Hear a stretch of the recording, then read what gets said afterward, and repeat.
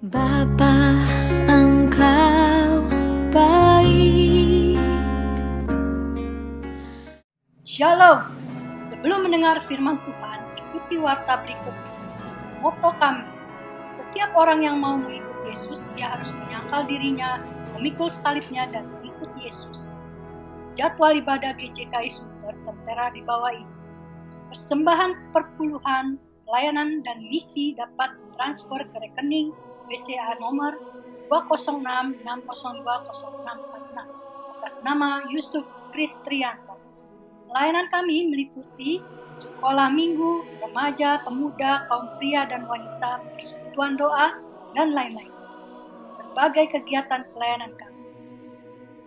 Inilah pemimpin-pemimpin GCKI Sunter. Terima kasih, Tuhan memberkati.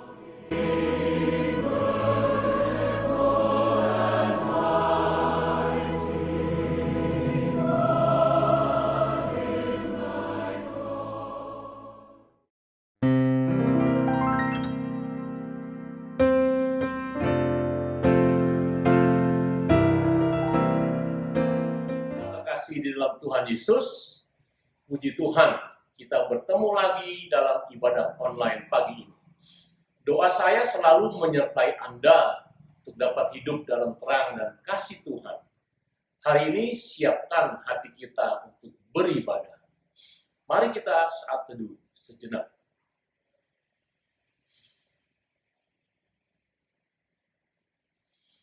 Mari. Pertolongan kami datang daripada Tuhan Allah pencipta langit dan bumi yang memelihara segala isi ciptaannya dari dahulu, sekarang sampai selama-lamanya. Turunlah kiranya kasih karunia dari Allah Bapa, cinta kasih daripada Tuhan Yesus di dalam persekutuan Roh Kudus memberkati ibadah ini dari awal, pertengahan, hingga pada akhirnya. Haleluya, amin. Mari kita menyanyikan bersama sebuah lagu untuk menyembah Tuhan. Shalom, selamat pagi. Kita akan menyiapkan hati kita untuk kita datang di hadapan Tuhan di minggu pagi ini. Di ibadah online, berkala Tuhan yang senantiasa menolong kita.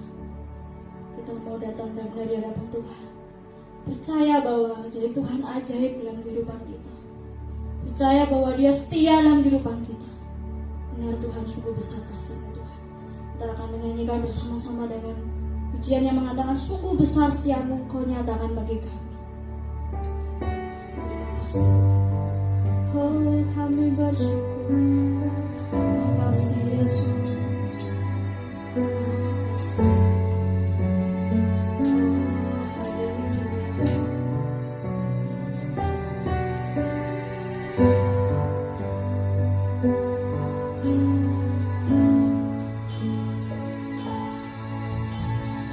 Sungguh besar setiamu, Kau nyatakan bahwa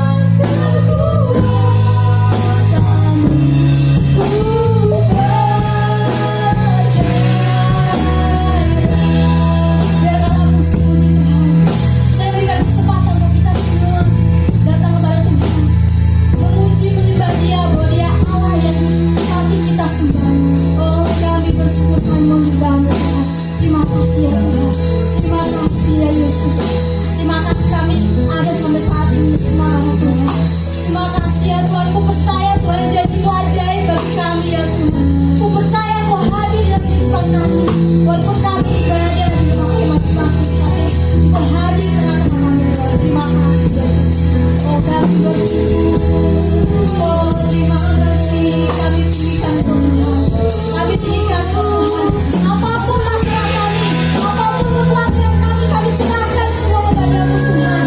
Kami arahkan semua kepadamu Tuhan. Serahkan kami ya Tuhan.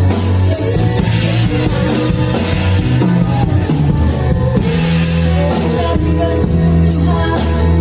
Oh kami bersyukur. Oh haleluya. Sama-sama ku percaya janji-Mu. Benar Tuhan. Ku percaya janji-Mu ajaib. Benar Tuhan, janji-Mu ajaib bagi kami. Terukir dalam kehidupanku. Ku berserah di dalam kekuatan-Mu. Hanya Kau segalanya bagiku. Katakan sekali ku percaya. Percaya janji-Mu ajaib. Terukir dalam kehidupanku.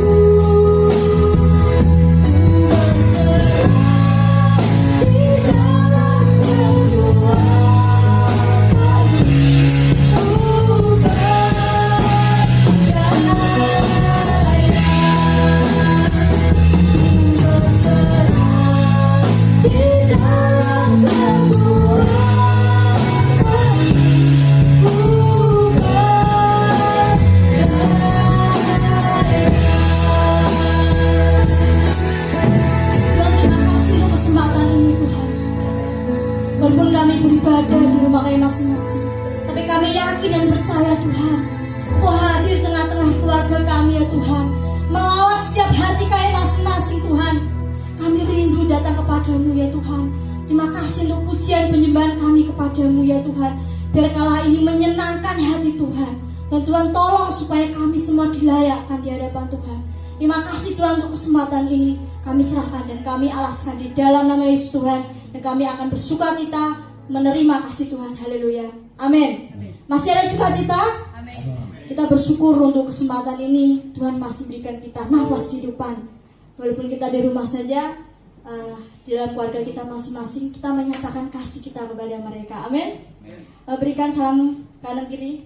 Berikan kasih kita kepada mereka. Bahwa kehidupan kita bukan hanya perkata saja, melainkan melalui tindakan kita, walaupun di rumah saja, itu penting bagi kita. Dan kita mau bersukacita untuk Tuhan di pagi hari ini. Haleluya. Kita akan pujikan Dia girangkanku, ku masuki gerbangnya.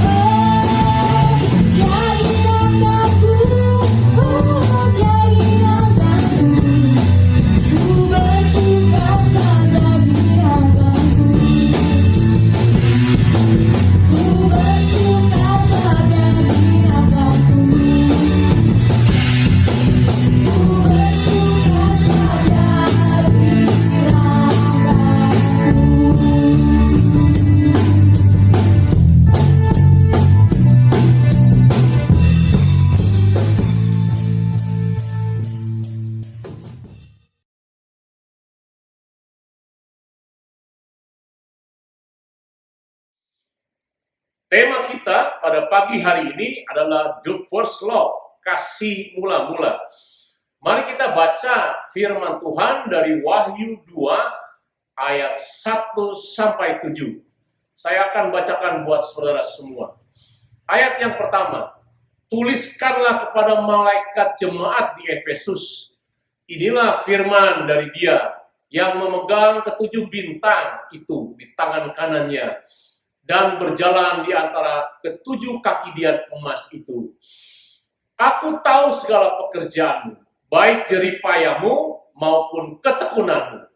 Aku tahu bahwa engkau tidak dapat sabar terhadap orang-orang jahat, bahwa engkau telah mencobai mereka yang menyebut dirinya rasul, tetapi yang sebenarnya tidak demikian, bahwa engkau telah mendapati mereka pendusta, dan engkau tetap sabar dan menderita oleh karena namaku, dan engkau tidak mengenal lelah. Namun demikian, aku mencela engkau, karena engkau telah meninggalkan kasihmu yang semula. Sebab itu, ingatlah betapa dalamnya engkau telah jatuh. Bertobatlah dan lakukanlah lagi apa yang semula engkau lakukan. Jika tidak demikian, aku akan datang kepadamu dan aku akan mengambil kaki dari dianmu dari tempatnya jikalau engkau tidak bertobat.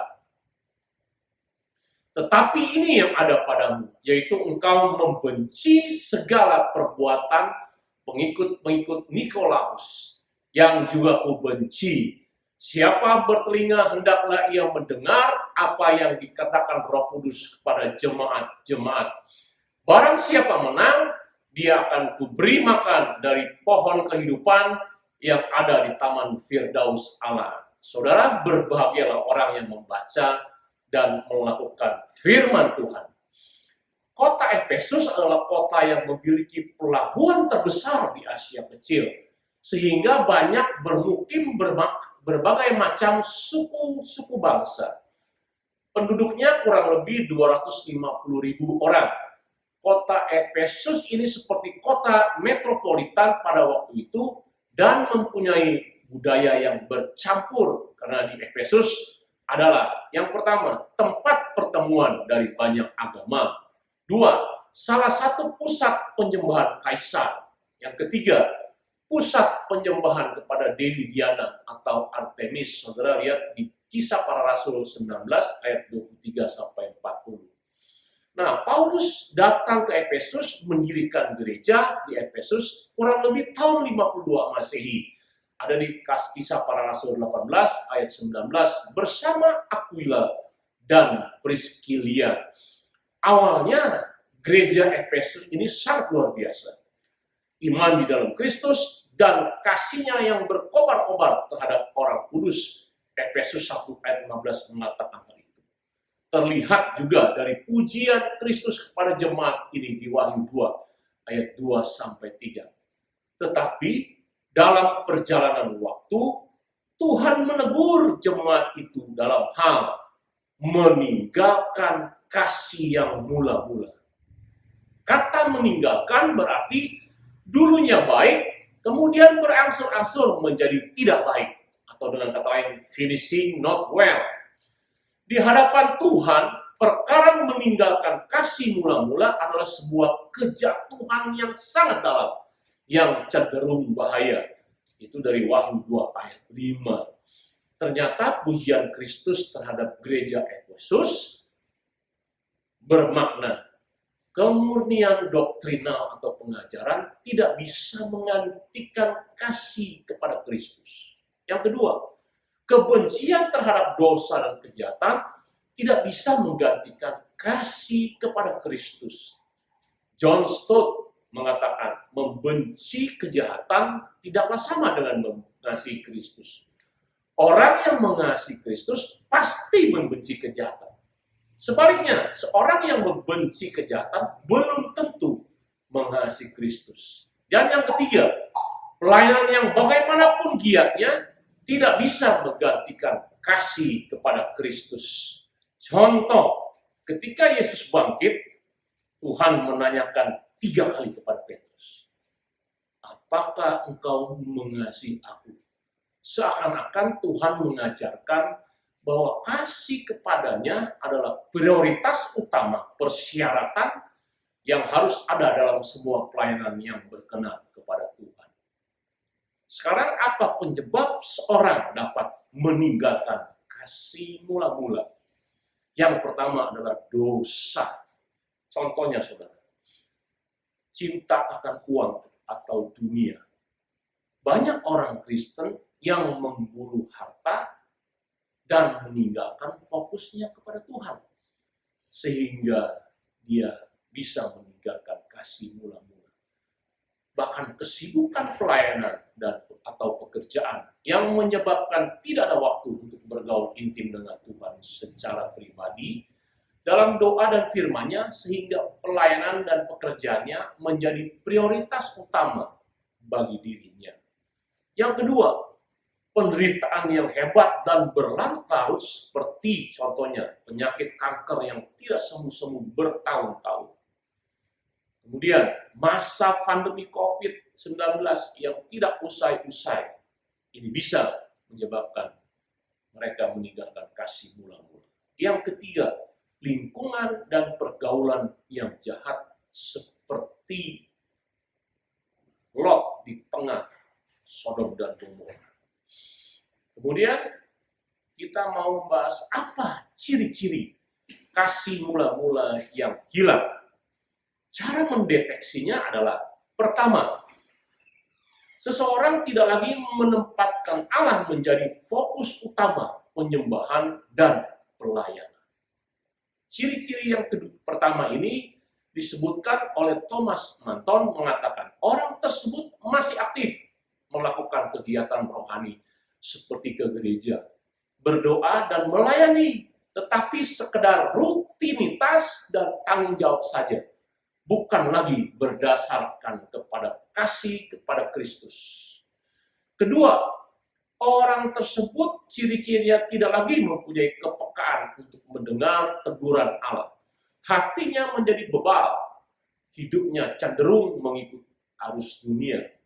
Ada saudara seorang Kristen ke gereja, berdoa, membaca Alkitab, tetapi hidup sehari-harinya selalu bersungut-sungut ketika menghadapi kegagalan.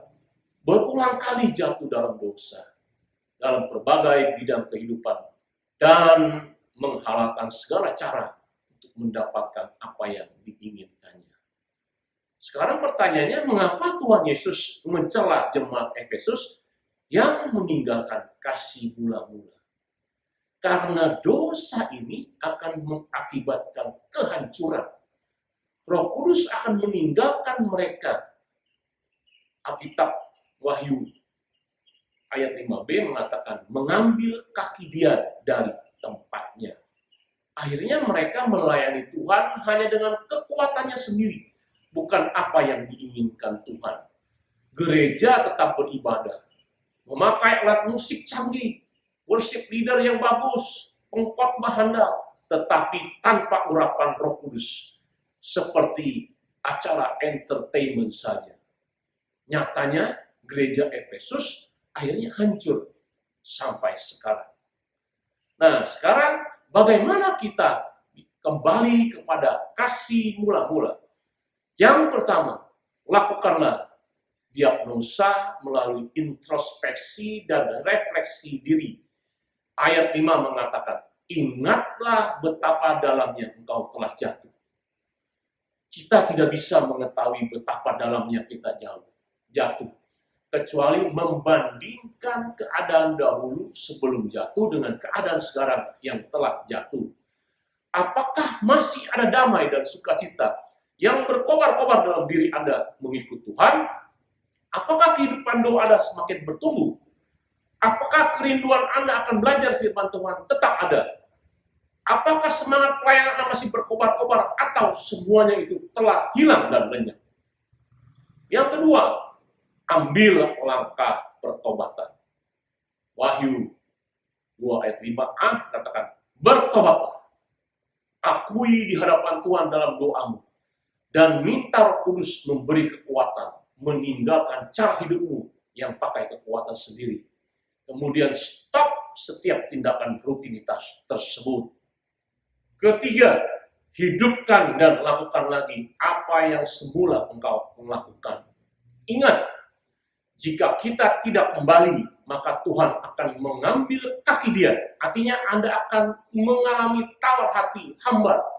Karena tidak ada urapan Roh Kudus. Dan makin lama bisa meninggalkan Kristus.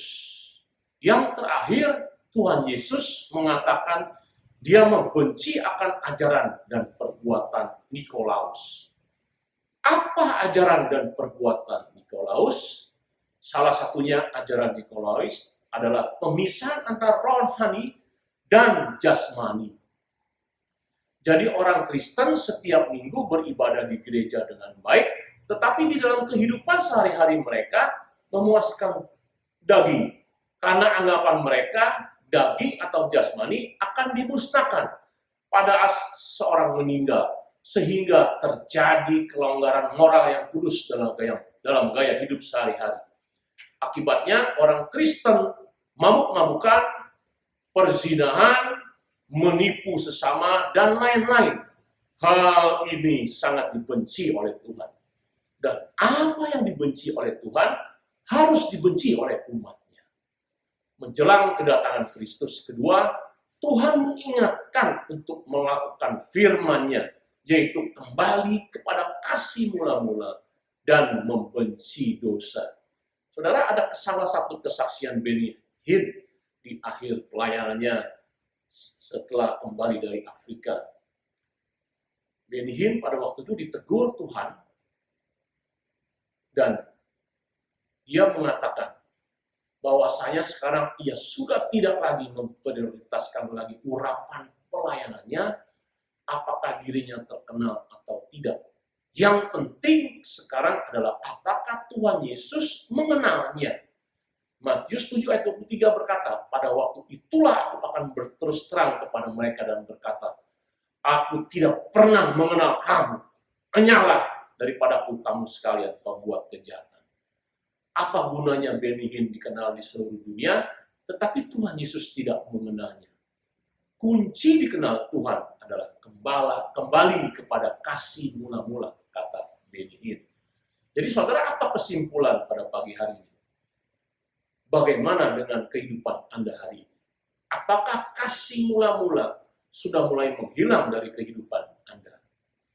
Masa pandemi COVID-19 tidak tahu kapan berakhir.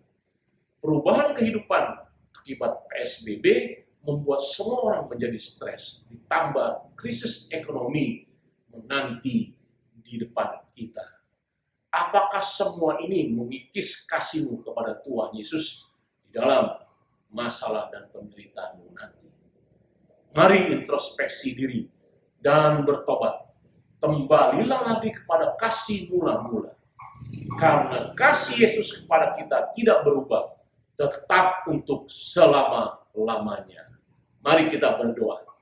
Terima kasih Tuhan, kami bersyukur kembali diingatkan pada minggu pagi ini, bahwasanya kami harus kembali kepada kasih mula-mula, di mana hati kami berkobar-kobar, iman kami bertumbuh, semangat kami tinggi di dalam melayani Tuhan dan mengikut-Mu.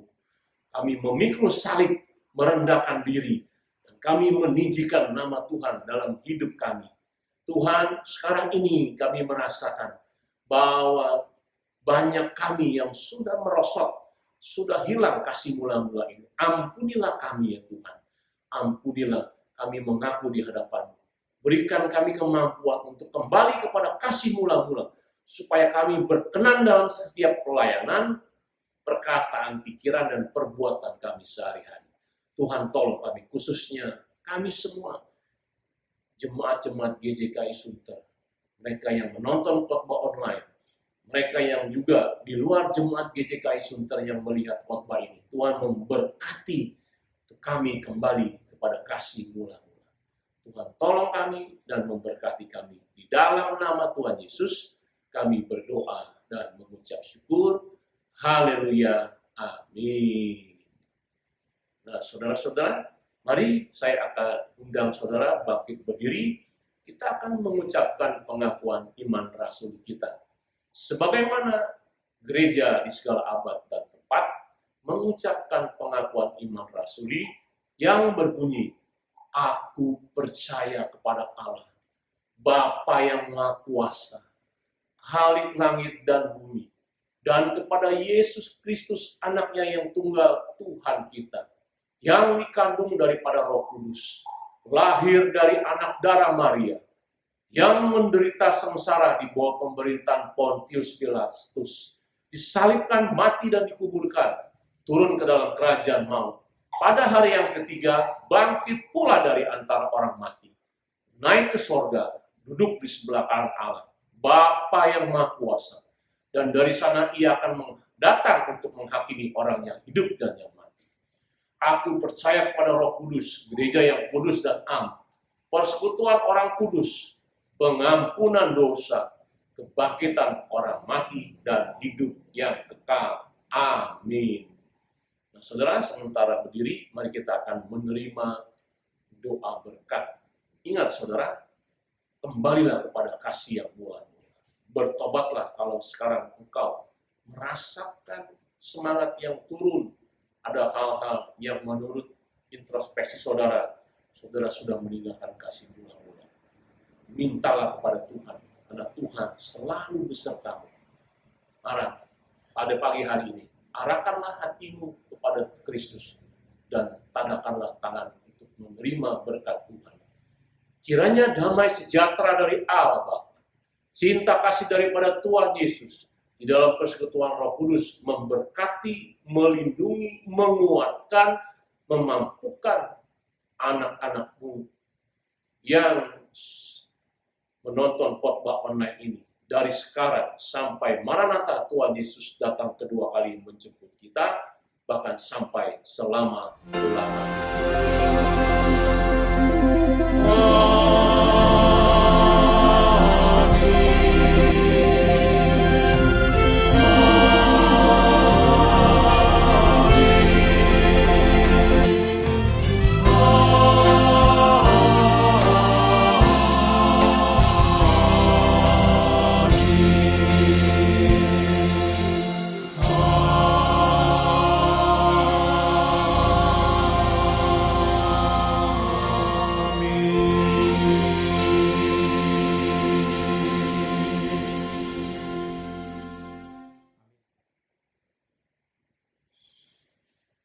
Terima kasih saudara sudah mengikuti ibadah minggu pagi hari ini. Sebelum kita berpisah, kita tetap akan berdoa syafaat. Karena doa syafaat menurut kata Tuhan menggerakkan hati Tuhan untuk memulihkan apa yang menjadi pokok doa kita. Pokok doa syafaat yaitu pertama, bangsa dan negara tetap kita doakan. Pemimpin kita Presiden Jokowi dan para menteri, dan MPR, DPR, dan seluruh lembaga-lembaga pemerintahan. Biar mereka boleh memerintah dengan baik, boleh diberikan kemampuan untuk menghindari krisis ekonomi, krisis pandemi COVID, dan lain sebagainya. Yang kedua, doakan dokter-dokter dan perawat-perawat, bahkan pasien COVID-19, supaya mereka dijamah Tuhan di dalam masa pandemi ini. Mereka menemukan secara pribadi Tuhan Yesus dan mereka boleh dipulihkan. Doakan juga GJKI Sunter, yaitu hamba-hamba Tuhan Majelis dan jemaat-jemaat semua, khusus mereka yang ada masalah ekonomi, sakit penyakit, dan lain sebagainya. Juga GJKI Agape dan GJKI Nasional, biar Tuhan memakai setiap hamba Tuhan di GJKI dengan baik. Kemudian saudara bisa saling mendoakan di antara kelompok saudara masing-masing. Kemudian saudara bisa sharing kelompok dengan menjawab pertanyaan di bawah ini. Apakah Anda mengalami kehilangan kasih mula-mula? Yang kedua, bagaimana ciri Anda kehilangan kasih mula-mula? Yang ketiga, bagaimana saudara bisa dipulihkan kembali kepada kasih mula-mula? Terima kasih untuk hari ini di mana saudara boleh diberkati oleh Tuhan. Tuhan memberkati. Shalom. Kau selalu baik kepadaku, Bapa, ku cinta Kau, Bapa.